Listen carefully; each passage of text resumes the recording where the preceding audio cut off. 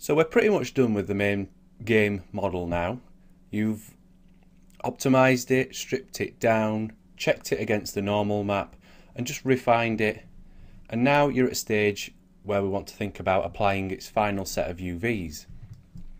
So you can see, as you can see here, I've already begun deleting elements which I'm thinking we could benefit from using a mirrored set of UVs.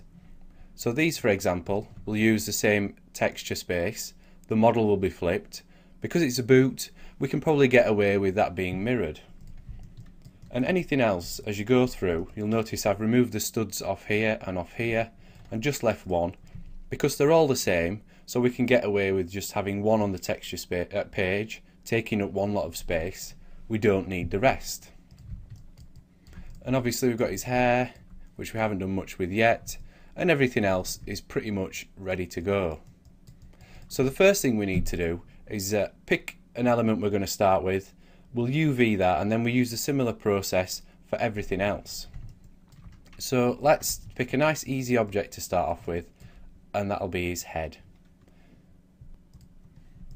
Let's just isolate that. So we're just looking at the model.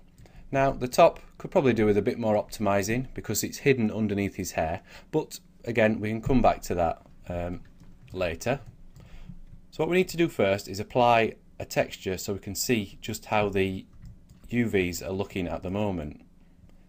So what I have is a basic checker texture which I use when I'm doing all my UV mapping, and as you can see, the UVs just don't look right at all.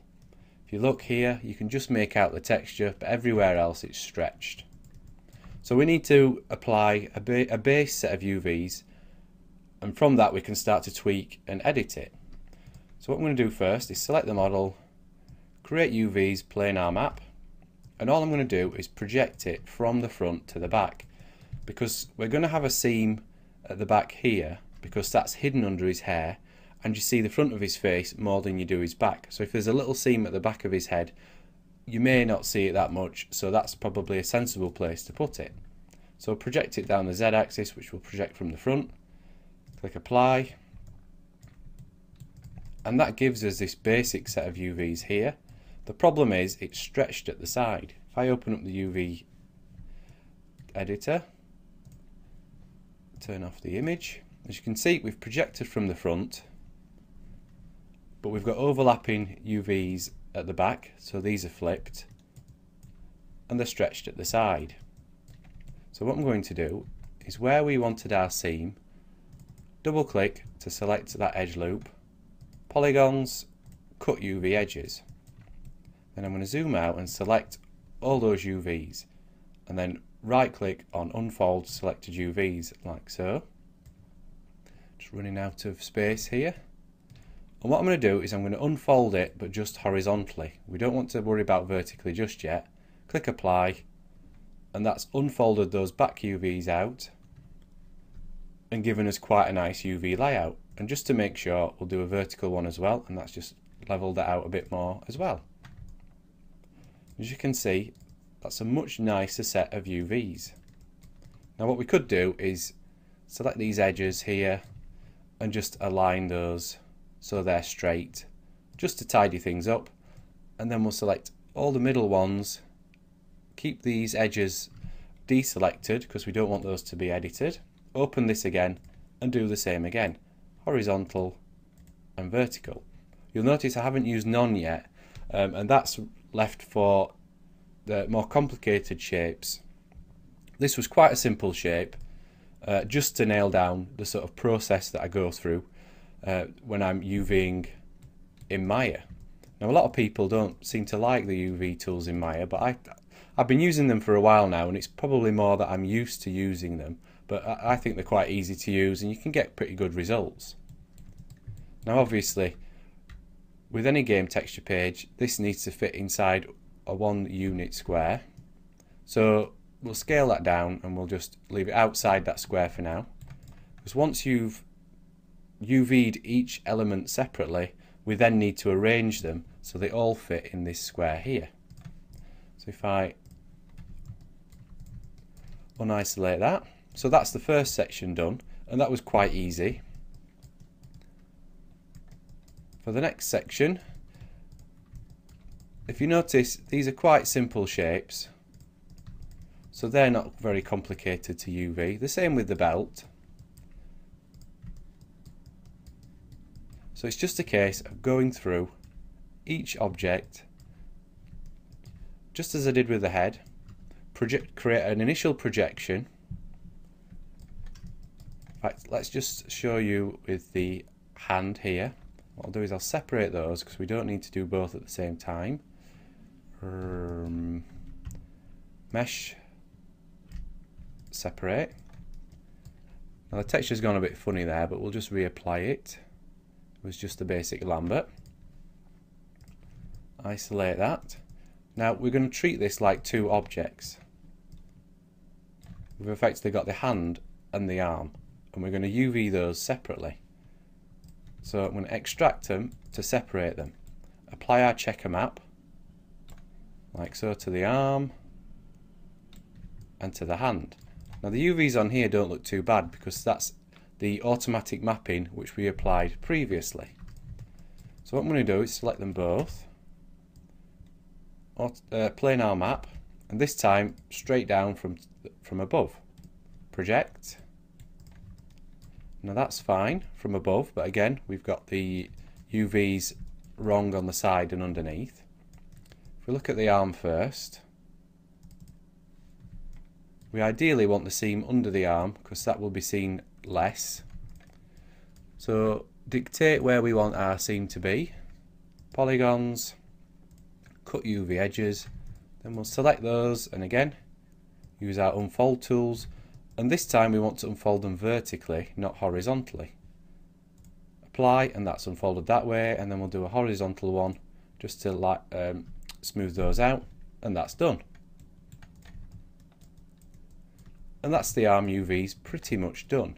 Now we've got the squares here are smaller than the squares here, so you probably need to go in and just edit those UVs a bit just to even out those squares, and then we can just go on and do the same with the hand.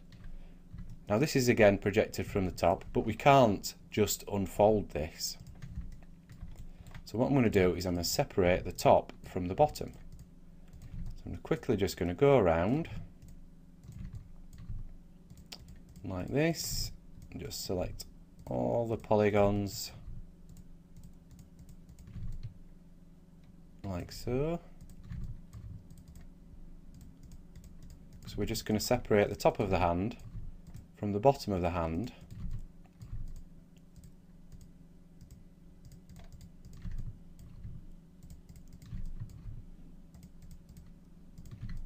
an edge there we can collapse, and that's what's good about this stage. We haven't applied any textures yet, so if you do see an area like this that you've missed earlier, we can come back and we can collapse that edge because we know we don't need that edge.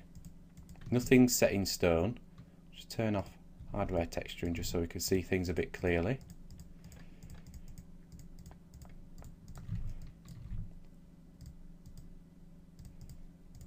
Again, I'm just trying to do this quickly so you're not just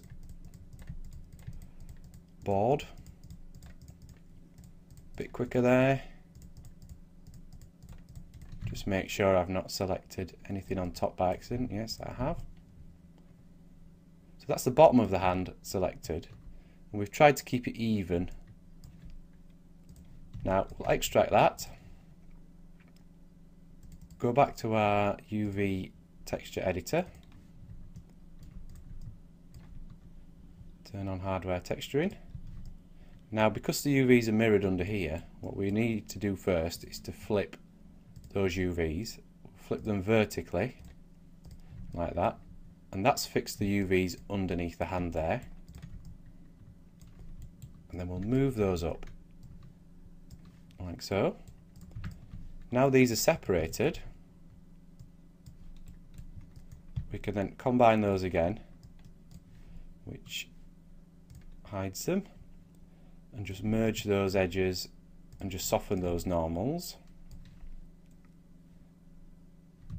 We'll just isolate those again. So now we're on the hand, but we've got the stretching here and here, so we just need to relax those a bit, and we may as well weld these edges here. So what I'm going to do is move this down just so they're just touching. Select this edge down here, so UV edges, and that has connected this outer edge here, and then we can select the UVs, and this time we'll use none, but we'll pin the border so it only affects everything inside. Click apply, and that's relaxed all the UVs inside the hand. Now we do have a bit of stretching here. It's not going to be perfect, but now we can go in, and here we have an area that's overlapping. We can go in and we can just tweak these border UVs just to fix these stretching areas here, and just to give it a much better layout. Like here where these polygons join, just pull that out a bit, just so we've got a bit more of an area when we come to bake our maps and paint our texture. So you get the idea with that. It's just then about going round and refining. And now we've got the hand and the arm, we can combine these, just isolate them again, merge vertices, close, and then we'll just soften those normals like that. And now we can bring these and make these into a single model again. So the top of the hand is here, which you see the most if it'll let me select it. There we go. So we know that edge is there.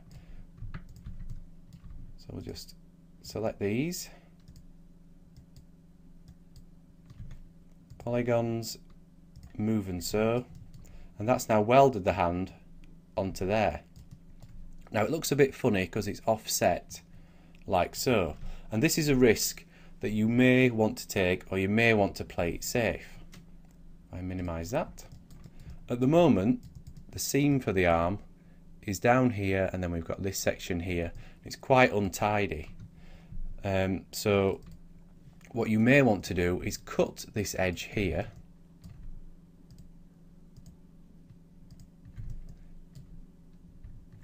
right, let's see if we can just double click in here. So that's selected that edge there. So let's say we want to tidy that up and make it nice and neat. Cut UV edges, and then again we will select these polygons, move and sew, and then we just want to tidy up this here with a bit of an unfold. Unpin the borders first, vertical, horizontal. If you want it to try and, we can attempt to not do it without any restrictions, and that's just unfolded it a little bit better there.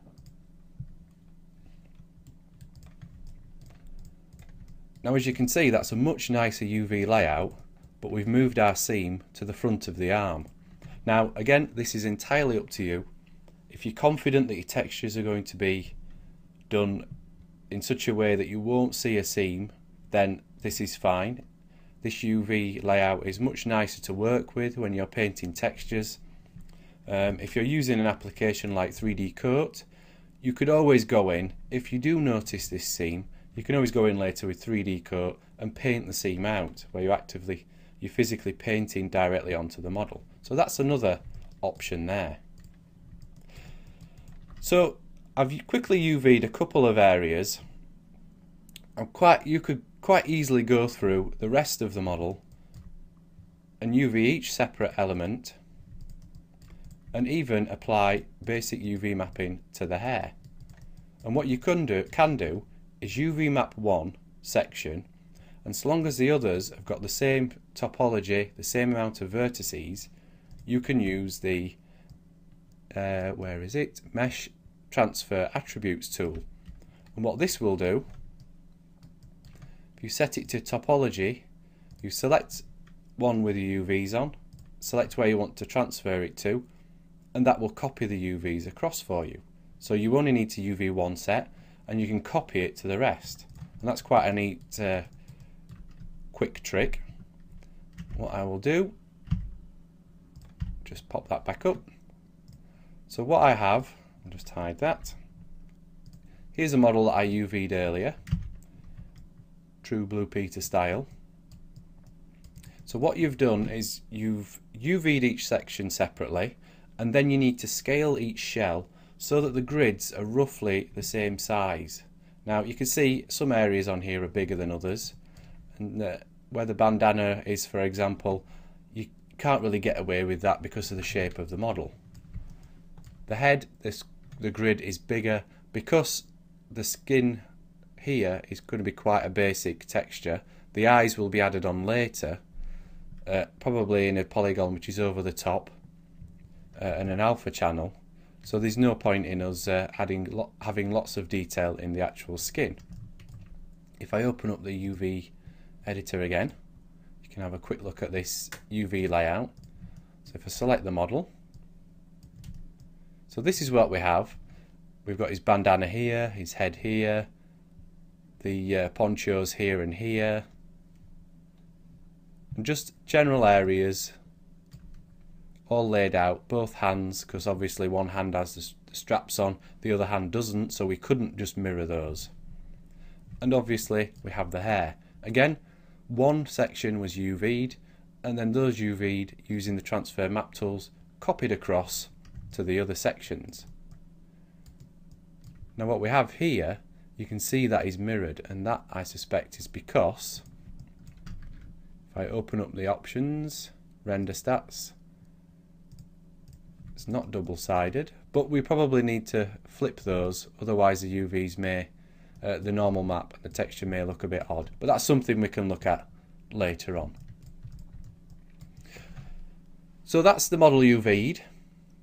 What you need to do now is, as we did before, project normal maps for each section, and while you're doing that, also project a diffuse map, and that will give you a base normal map to work from and a base diffuse map.